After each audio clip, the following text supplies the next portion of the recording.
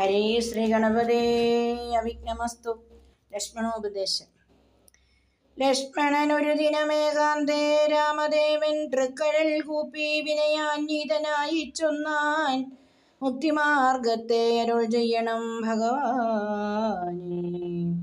ഭക്തനാമടിയനോട് ജ്ഞാനം നീങ്ങും വണ്ണം ജ്ഞാനവിജ്ഞാന ഭക്തി വൈരാഗ്യ ചിഹ്നമെല്ലാം മാനസാനന്ദം വരുമാറരുൾ ചെയ്തിടണം. ആരും നിന്തിരുവടി ഒഴിഞ്ഞില്ലിവയെല്ലാം നേരോടെ ഉപദേശിച്ചിടുവാൻ ഭൂമണ്ഡലേ. ശ്രീരാമനതു കേട്ടു ലക്ഷ്മണൻ തന്നോടപ്പോൾ ആരോടാനന്ദമരുൾ ചെയ്തിതു വഴി പോലെ. കേട്ടാലുമെങ്കിലതീ ഗുഹ്യമാമുപദേശം കേട്ടോളം തീർന്നുകൂടും വികൽഭ്രമമെല്ലാം. മുമ്പിനാൽ മായാസ്വരൂപത്തെ ഞാൻ ചൊല്ലിയിടുവൻ അൻപോടു പിന്നെ ജ്ഞാനസാധനം ചൊല്ലാമല്ലോ. വിജ്ഞാനസഹിതമാം ജ്ഞാനവും ചൊൽവൻ പിന്നെ വിജ്ഞേയമാത്മസ്വരൂപത്തെയും ചൊല്ലാമിടൂ.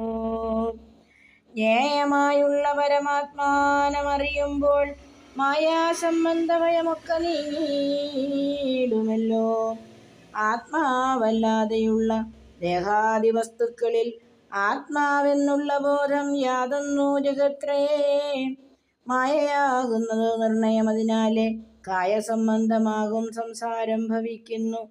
ഉണ്ടല്ലോ പിന്നെ വിക്ഷേപാവരണങ്ങളെന്നു രണ്ട് രൂപം മായയ്ക്കെന്നറിയ സൗമിത്രേ നീ. എന്നതിൽ മുന്നേതല്ലോ ലോകത്തെ കൽപ്പിക്കുന്നതെന്നറിയതീ സ്ഥൂലസൂക്ഷ്മവേദങ്ങളോടും ലിംഗാദിബ്രഹ്മാന്തമാമവിദ്യാരൂപമതും സംഘാതിദോഷങ്ങളെ സംഭവിപ്പിക്കുന്നതും ജ്ഞാനരൂപിണിയാകും വിദ്യയായതും മറ്റേതാനന്ദപ്രാപ്തി ഹേതുഭൂതയെന്നറിഞ്ഞാലും. മായാകൽപ്പിതം പരമാത്മനീ വിശ്വമെടോ. മായ കൊണ്ടല്ലോ വിശ്വമുണ്ടെന്നു തോന്നിക്കുന്നു. രഞ്ജു ഖണ്ഡത്തിങ്കലെ പന്നകബുദ്ധി പോലെ നിശ്ചയം വിചാരിക്കലേതുമൊന്നില്ലല്ലോ. മാനവന്മാരാൽ കാണപ്പെട്ടതും കേൾക്കായതും മാനസത്തിങ്കൽ സ്മരിക്കപ്പെടുന്നതുമെല്ലാം സ്വപ്നസന്നിഭം വിചാരിക്കലില്ലാതൊന്നല്ലോ. വിഭ്രമം കളഞ്ഞാലും വികൽപ്പമുണ്ടാകേണ്ട ജന്മസംസാര വൃക്ഷമൂലമായതു ദേഹം.